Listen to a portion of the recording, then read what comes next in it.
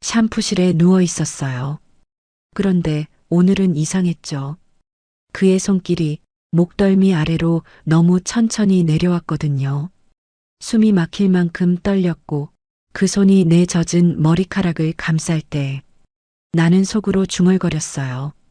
이 감각 대체 어디까지 가는 거지?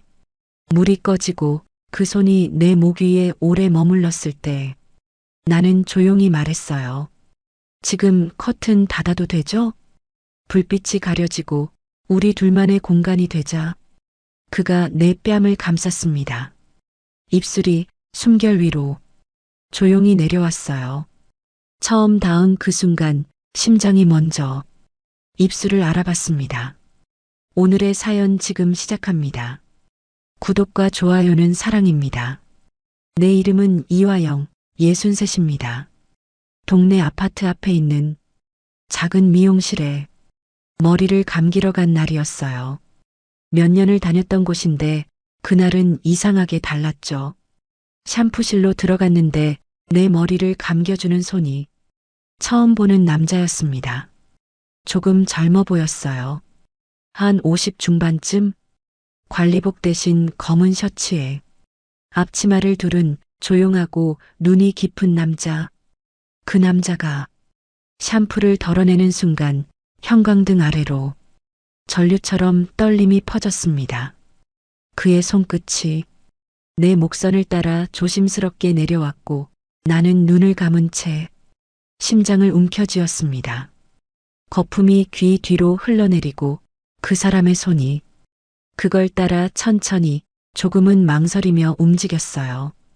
그 손길이 머리를 감기는 게 아니라 잊고 지내던 여자라는 감각을 다시 꺼내는 것 같았습니다. 손님, 물 온도 괜찮으세요? 그 말에 숨이 턱 막혔고 말없이 고개만 끄덕였죠.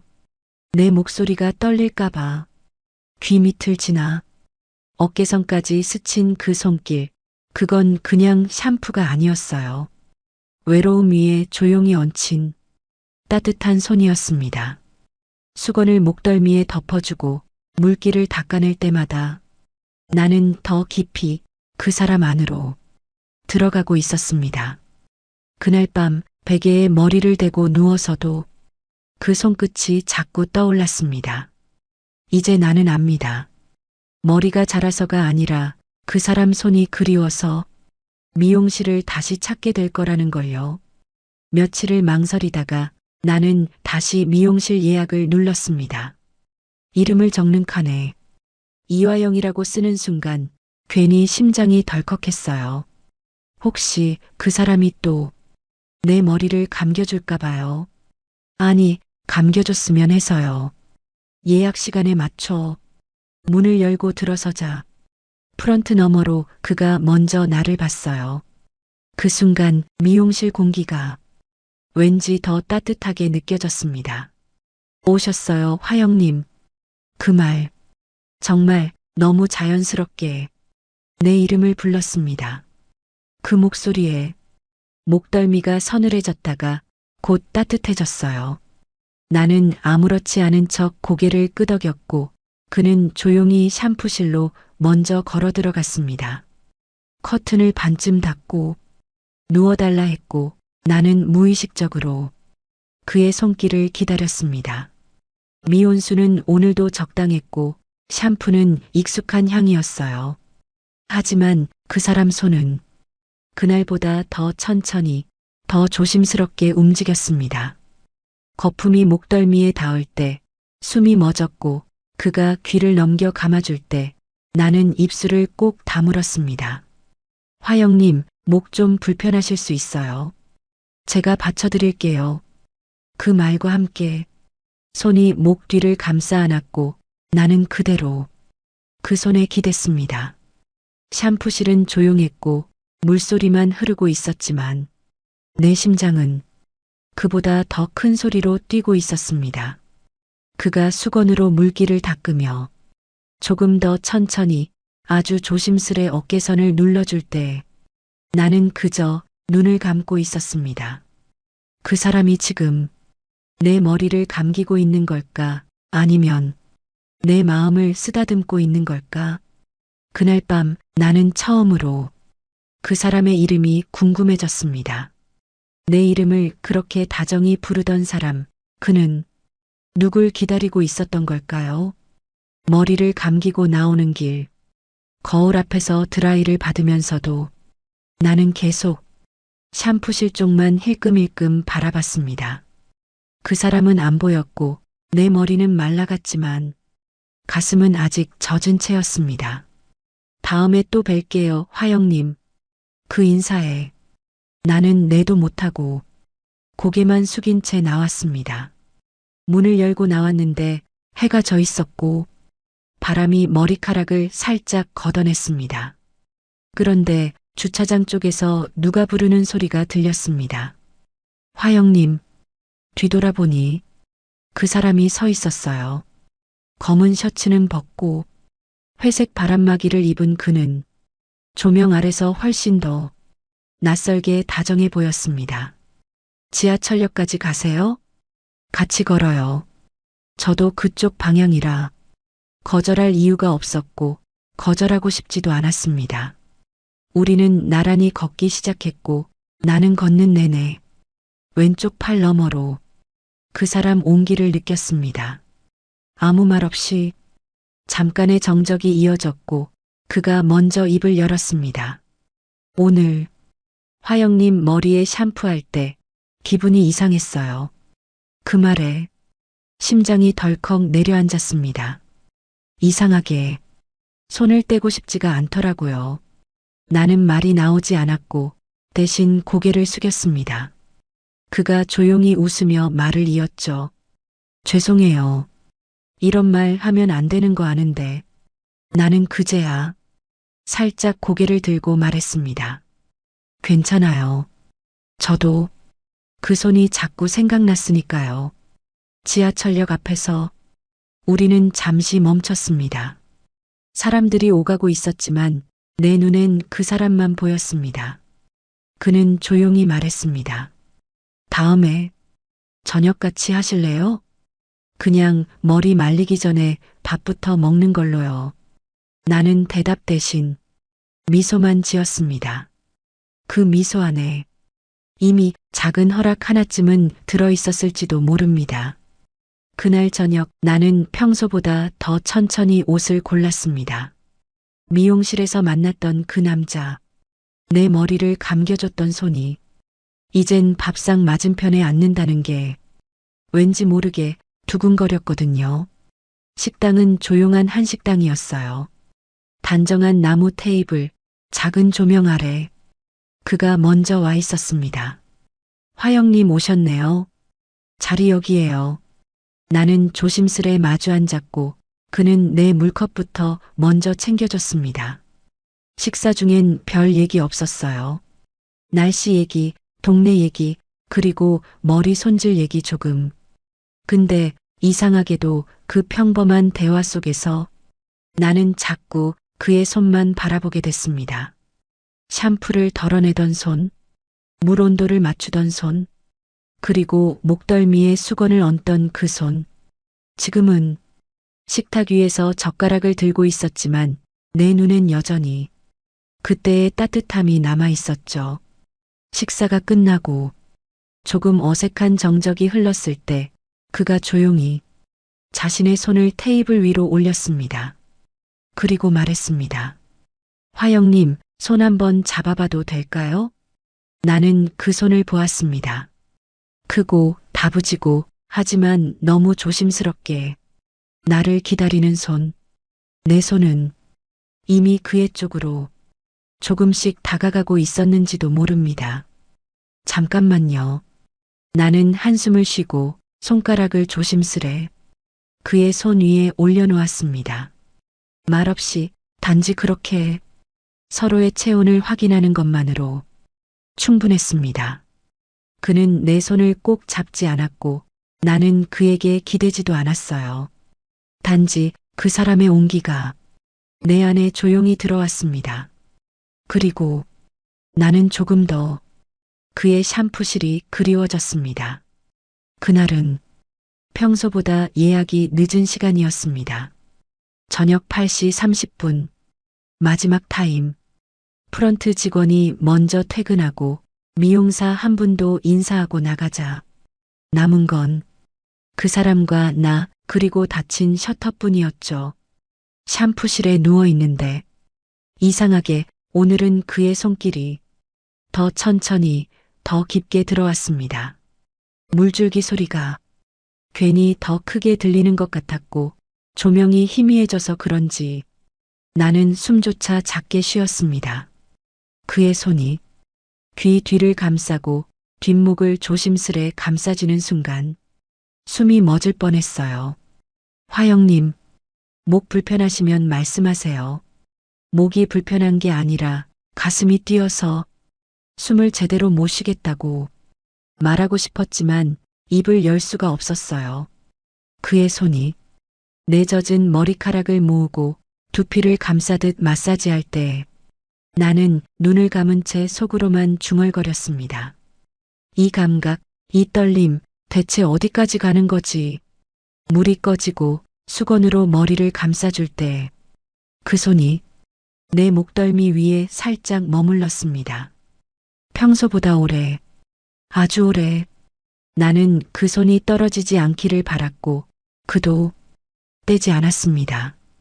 그 순간 나는 천천히 몸을 일으켰고 그 사람과 눈이 마주쳤습니다. 조용했어요. 샴푸실 안엔 우리 둘뿐이었고 그 정적 속에서 나는 말을 꺼냈습니다. 지금 커튼 닫아도 되죠?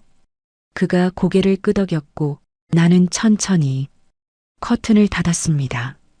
미용실 불빛이 샴푸실 밖으로 멀어졌고 좁은 공간 안엔 우리 둘의 숨소리만 남았습니다.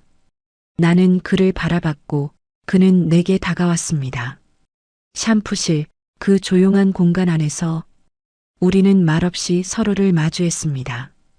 입술이 닿기 전 손이 먼저 떨렸고 그의 숨결이 내 얼굴 가까이 스며들었습니다. 그날 나는 깨달았습니다. 그가 감기던 건 머리가 아니라 외로움이었단 거요.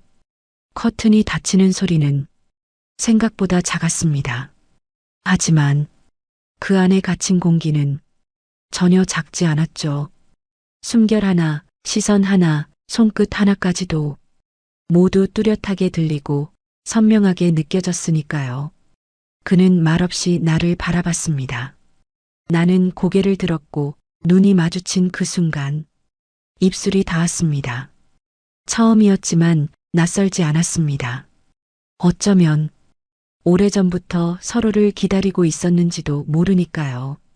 입술이 닿는 순간 그 떨림은 형광등 위로 퍼져나갔고 그의 손이 내 허리선에 닿자 그 감각은 조금도 조심스럽지 않게 내 전신 아래로 흘러내렸습니다.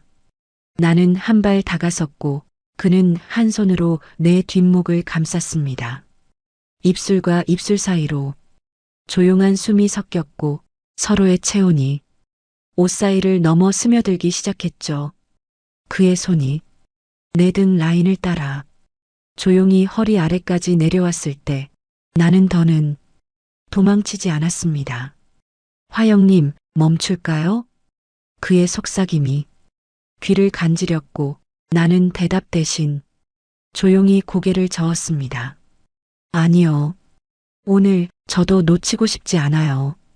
그 말이 끝나기도 전에 그는 나를 안았고 나는 그의 품 안으로 스스로 들어갔습니다. 허리와 허리를 맞대고 심장과 심장을 마주한 채 우리는 아주 조용히 하지만 분명하게 서로를 안아버렸습니다. 옷 사이로 전해지는 체온, 손끝으로 느껴지는 숨결, 그리고 참지 않은 감정들. 그날 밤 샴푸실 커튼 뒤 세면대 옆 좁은 공간에서 우리는 말없이 하지만 확실히 서로의 외로움을 안아주었습니다. 욕망이라고 해도 좋습니다. 하지만 그 안에는 외로움이 먼저였습니다. 그리고 다정함이 남았죠. 다음 예약을 누르기까지 사흘이 걸렸습니다. 아니, 사흘 동안 수십 번 눌렀다 지우기를 반복했죠. 그날 샴푸실 커튼 뒤에서 그와 나누었던 숨결, 입술, 허리선을 타고 내려갔던 손길, 그리고 내가 먼저 그의 품 안으로 들어갔던 그 밤, 모든 것이 생생했지만 너무 선명해서 오히려 손끝이 얼어붙었습니다. 혹시 그날을 후회하고 있진 않을까? 그 사람은 그저 외로웠던 걸까? 머릿속이 복잡했지만 결국 나는 다시 그 미용실로 발걸음을 옮겼습니다. 문을 열고 들어서자 그가 프런트 너머에서 조용히 고개를 들었습니다. 오셨어요, 화영님. 그 말투도 표정도 이상할 만큼 아무렇지 않았습니다.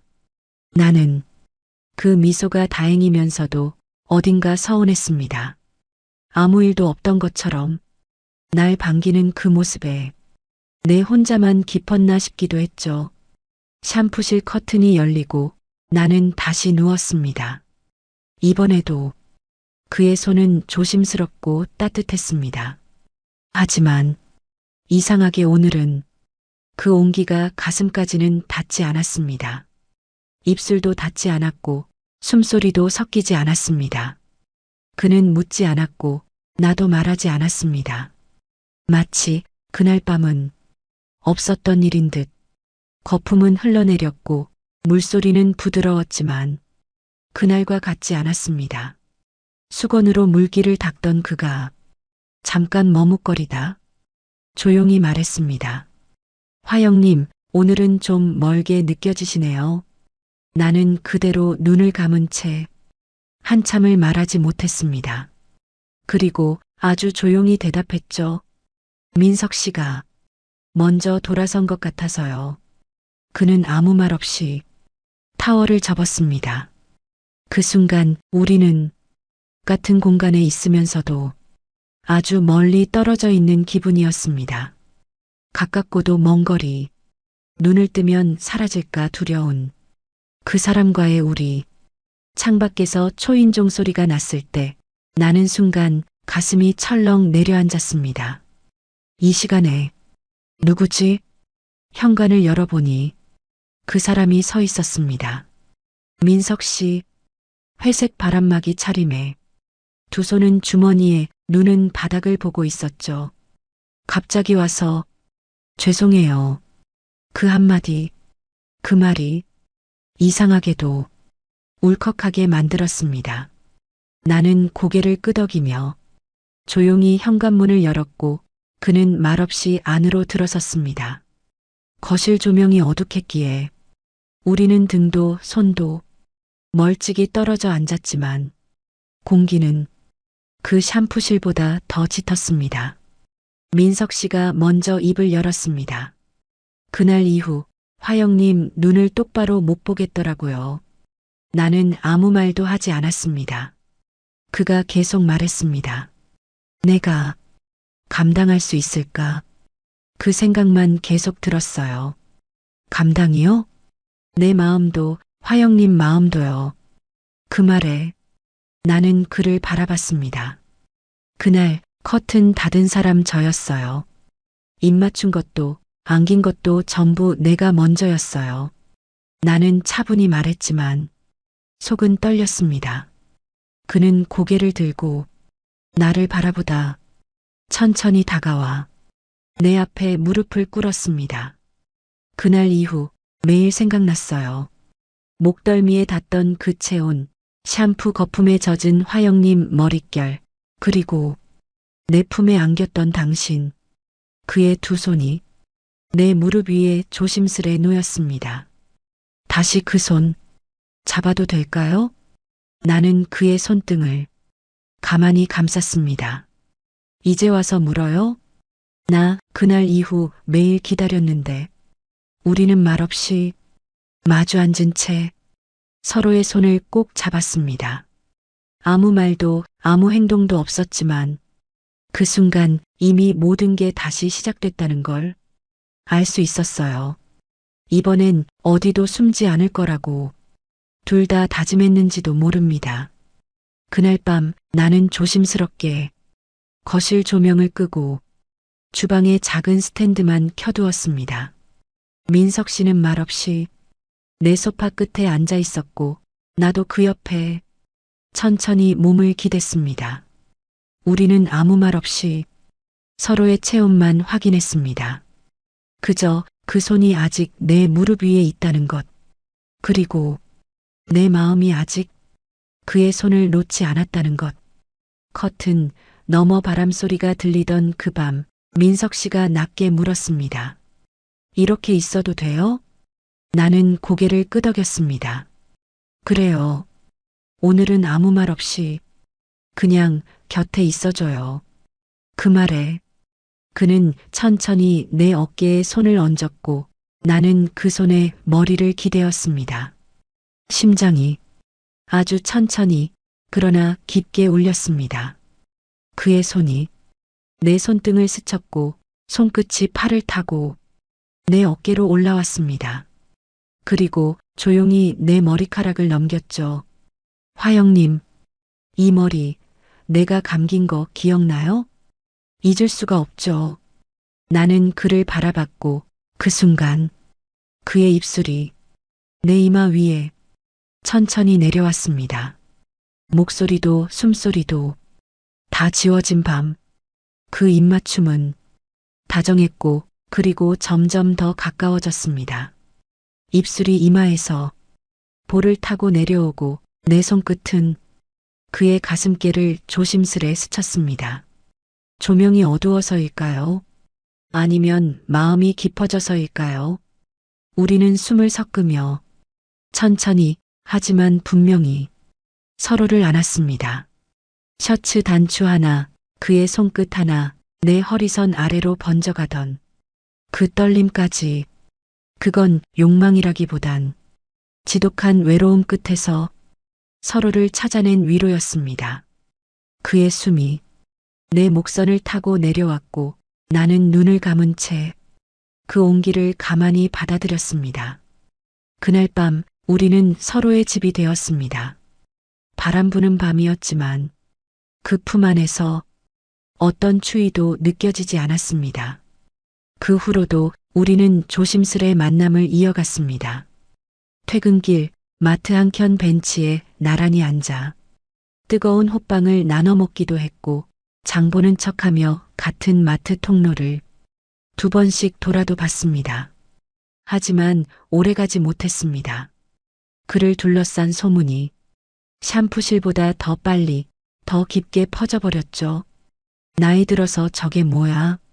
여기서 저러면 안 되지 않나? 이혼했다더니 또 남자야? 그런 말들이 화영의 귓가를 파고들었고 그녀는 점점 미용실 문을 넘는 것도 두려워졌습니다. 민석은 말했습니다. 우리 그냥 이쯤에서 멈춰요. 내가 감당 못하겠어요. 화영님까지 욕먹는 거.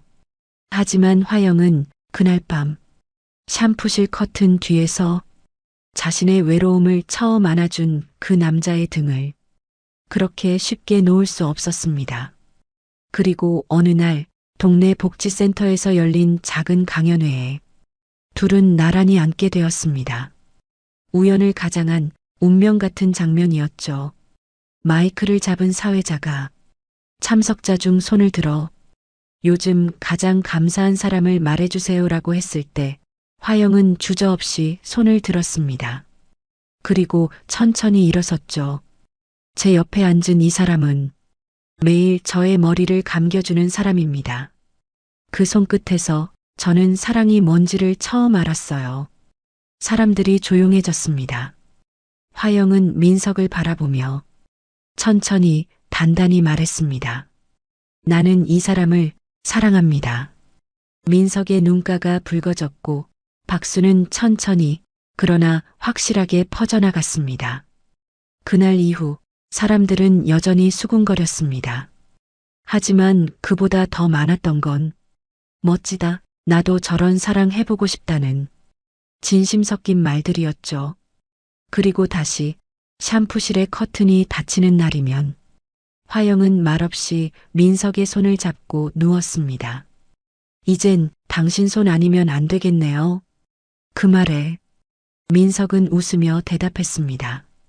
이젠 내 물도 당신 머리카락 없인 따뜻하지 않아요. 그날의 샴푸실, 그들의 첫 입맞춤, 외로움 위로 덮였던 수건 한 장, 모든 순간은 이제 사랑이라는 이름으로 천천히 아름답게 마무리되고 있었습니다. 민석 씨가 그 말을 꺼낸 건 정말 아무렇지 않은 날이었습니다. 비도 안 오고 바람도 없고 그저 햇살이 좀 따스했던 그런 날. 그날은 그가 샴푸실 정리를 도와준 뒤 평소처럼 나란히 국밥을 먹으러 가는 길이었죠. 그가 말을 꺼냈습니다. 화영님, 우리 같이 살면 어때요? 그 말은 마치 벽에 걸린 수건처럼 조용히 그런데 무게 있게 내 마음에 내려앉았습니다. 나는 아무 말도 하지 못했습니다. 그 사람은 내가 도망치듯 숟가락을 내려놓은 걸 보고 당황한 듯 말끝을 흐렸죠. 미안해요. 이런 말하면 안 되는 건데, 그쵸? 그 말에 나는 겨우 눈을 들 수 있었습니다. 민석 씨, 우리 나이에요. 이런 말 너무 늦은 거 아닐까요? 그는 고개를 숙인 채 말했습니다. 늦은 거 알아요. 근데 매일 집에 돌아갈 때마다 괜히 문을 2번씩 쳐다봐요. 혹시 화영님이 안에 있지 않을까 싶어서. 그 말이 묘하게 날 울컥하게 만들었습니다. 나는 그날 밤 혼자 집에 돌아와 씻지도 않은 채 소파에 앉아 있었습니다. 샴푸실에서 처음 입술이 닿았던 날, 그 사람 손끝이 내 목선을 타고 내려오던 그 떨림. 그 밤 이후로 우리는 서로에게 작은 기대가 되었고, 작은 습관이 되었고, 이젠 함께 밥을 먹는 사이가 되었죠. 그런 사람과 이제는 문을 함께 여닫고, 햇살 드는 부엌에서 같이 차를 끓이자는 말이 왜 이토록 겁이 나는 걸까요? 자식들 눈치 때문일까요? 동네 사람들 입 때문일까요? 아니면 나 자신이 아직도 누군가의 집이 될 자격이 없다고 스스로를 밀어낸 걸까요? 그날 밤 나는 처음으로 민석 씨의 제안을 진지하게 아프게 고민했습니다. 나는 그날 이후 며칠 동안 민석 씨를 피했습니다. 조금만 생각할 시간이 필요해요. 그 한마디를 남기고 문자에도 답하지 않았습니다. 머릿속이 너무 복잡했습니다. 같이 산다는 게 그냥 옆집 사람처럼 자주 보는 거랑은 다르잖아요. 어딘가에 이름을 올리고 공과금을 같이 내고 혹시 병이라도 나면 서로를 간병해야 하는 그런 관계잖아요. 그리고 그보다 더 큰 문제는 내 자식들이었습니다. 그날 막내딸이 집으로 찾아왔습니다. 거실 테이블 위에 놓인 남자용 텀블러를 보더니 묻더군요. 엄마, 누구 왔다 갔어요? 나는 굳이 숨기지 않았습니다. 응, 요즘 자주 가는 미용실 일하는 분인데 자주 봐. 딸은 눈썹을 살짝 찡그렸습니다. 설마 또 남자야? 그 말이 너무 날카롭게 꽂혀서 나는 그 자리에 얼어버렸습니다. 딸은 말했습니다. 엄마, 아빠 돌아가시고 겨우 5년이에요. 이제 좀 조용히 살면 안 돼요? 왜 또 남자야, 또. 그 말 끝에 나는 조용히 식탁에 손을 올려놓고 눈을 감았습니다. 너무 외로웠어. 그 한마디가 겨우 나왔죠. 그게 무슨 변명이에요? 엄마 나이 생각 좀 해요. 지금 누가 엄마 연애하는 거 좋아하겠어요? 그래. 맞아. 누가 좋아하겠니? 나는 그날 내가 여자가 아니어야 한다는 걸 다시 배웠습니다. 엄마는 연애하면 안 되고 할머니는 사랑하면 안 되고 늙은 여자는 그냥 조용히 죽을 준비나 해야 한다고. 그날 밤 나는 민석 씨에게 문자를 보냈습니다. 미안해요. 저 아무것도 결정 못하겠어요. 그에게선 답이 없었습니다. 다음 날 나는 미용실에서 그의 빈 샴푸실을 바라보며 혼자 눈물이 났습니다. 그 사람이 떠나면 나는 다시 혼잣말로만 하루를 견디겠지요. 그날은 평소처럼 조용한 날이었습니다. 손님이 뜸한 오후 시간, 나는 샴푸실 안에서 접힌 수건들을 다시 가지런히 개고 있었습니다. 습관처럼 민석 씨가 좋아하던 순서대로요. 파란 수건은 맨 아래, 하얀 수건은 위에, 그의 빈자리, 그의 향기까지 빠진 샴푸실은 낯설 만큼 적막했습니다. 그런데 그 순간 내 안에서 뭔가 툭 끊어졌습니다. 눈앞이 흐릿해지고 무릎이 휘청이며 수건을 들던 내 손이 그대로 바닥에 떨어졌습니다. 의식을 잃었을 때 내 귀에 들린 목소리는 민석 씨였습니다. 화영님, 화영님, 제발, 제발 눈 좀 떠봐요. 그가 울고 있었습니다. 나는 희미한 숨으로 그의 손을 쥐었고 병원 침대 위로 번지는 하얀 형광등 아래서 그제야 깨달았습니다. 이 사람, 내 곁에 있었구나. 끝까지 내가 밀어냈는데도 며칠 뒤 내 병실엔 매일 따뜻한 유자차와 직접 손질한 과일이 놓여 있었습니다. 민석 씨는 내가 눈 뜨는 순간부터 하루도 빠짐없이 병실을 지켰습니다. 미안해요. 내가 말했을 때 그는 손을 꼭 잡아주며 고개를 저었습니다. 나는요, 그날 이후에도 매일 당신 곁에 있었어요. 왜 그렇게까지 해요? 난 아직 확신도 없는데. 그는 조용히 웃었습니다. 당신 확신 없어도 괜찮아요. 내가 확신 있으니까. 이 사람이다. 내가 마지막까지 같이 있고 싶은 사람이다. 그 생각은 당신 손 놓고도 단 하루도 안 바뀌었어요. 그날 밤 나는 병실 침대에서 혼잣말을 했습니다. 나 이젠 그 손 없으면 못 살 것 같아. 그 말이 흘러나오는 순간 눈물이 왈칵 쏟아졌습니다. 아무도 없는 병실에서 혼자 말했지만 그 말은 분명 그의 마음속에도 가 닿았을 거라고 믿고 싶었습니다. 병실 창문 틈 사이로 햇살이 살짝 들어오던 오후, 민석 씨가 조용히 앉아 있었습니다. 자기 무릎 위에 올려놓은 내 손을 가만히 감싸준 채로요. 한참을 말없이 있다가 그가 먼저 입을 열었습니다. 화영님, 저 이혼했었어요. 벌써 20회가 넘었네요. 나는 놀라지 않았습니다. 그저 고개를 끄덕였습니다. 그 사람에게는 그런 외로움이 스며 있었습니다. 결혼 생활은 서로 말 안 하고 사는 게 익숙해질 때 끝이더군요. 아이 하나 있었는데 그 애도 이혼하고 나서 나랑 연락 끊었어요. 민석 씨의 눈빛은 흔들리지 않았습니다. 이미 오래전 상처가 무뎌졌다는 듯 담담했죠. 그래서 더 그랬어요. 당신이 샴푸실 커튼 너머로 웃을 때마다 처음으로 누군가의 집이 되고 싶다 생각했어요. 그냥 매트리스 깔린 집 말고요. 누군가 기다려주는 집이요. 그 말에 내 심장이 툭 내려앉는 느낌이 들었습니다. 나는 그에게 말했습니다. 나도 당신처럼 살아온 세월의 절반이 쓸쓸했어요.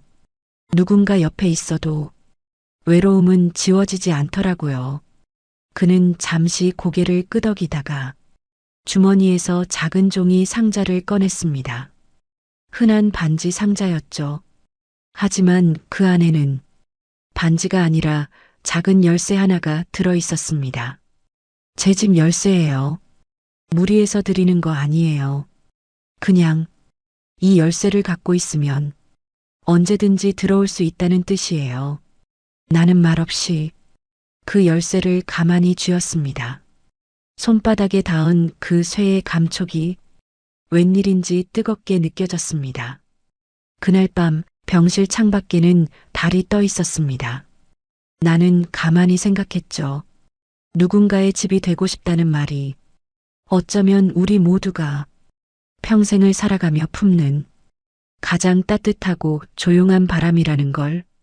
그리고 그 사람의 열쇠는 문을 여는 게 아니라 내 마음을 여는 열쇠였다는 걸. 병실 퇴원날 그는 말없이 내 옆을 걸었습니다. 내 짐가방을 들어주고 계단을 내려갈 때마다 한 걸음씩 내 걸음에 맞춰줬습니다. 나는 아무 말 없이 그 손만 꼭 잡고 있었습니다. 그 손에서 처음으로 누군가의 체온이 아니라 집의 온기가 느껴졌거든요. 며칠 뒤 나는 조용히 그 열쇠를 손에 쥐고 그의 집 앞에 섰습니다. 벨을 누르지 않고 그저 손에 든 열쇠를 조심스럽게 문에 넣었습니다. 딸깍 문이 열렸습니다. 나는 그 순간 나도 모르게 중얼거렸습니다. 민석 씨, 그 사람의 이름을 처음 불러봤습니다. 문을 열고 들어서자 따뜻한 국물 냄새가 퍼졌습니다. 싱크대 위엔 김치찌개 냄비가 얌전히 놓여 있었고 밥솥은 보온으로 켜져 있었으며 테이블 위엔 2개의 수저가 이미 가지런히 놓여 있었습니다. 나는 아무 말도 할 수 없었습니다. 너무 오래 걸린 한 끼, 너무 조심스러웠던 두 사람의 시작이 이렇게 조용히 밥상 위에 올라와 있었거든요. 그가 부엌에서 나와 내 눈을 보며 웃었습니다. 오늘 처음으로 집에 온 느낌이에요. 나는 웃지 못하고 그저 고개를 숙였죠. 그리고 조용히 가방에서 하나 더 꺼냈습니다. 내 집 열쇠였습니다. 이건 혹시 나 없을 때 당신 생각나면 잠깐 들러도 되라고요. 그는 그 열쇠를 두 손으로 받았습니다. 마치 무슨 귀한 선물처럼 조심스럽게. 그날 밤 우리는 각자의 집에 돌아갔지만 서로의 열쇠를 품고 따뜻한 이불 아래에서 잠들었습니다. 재혼식도 없고 약속의 반지도 없었지만 그날 서로가 서로에게 문을 열 수 있는 사람이 되었다는 것, 그것이면 충분했습니다.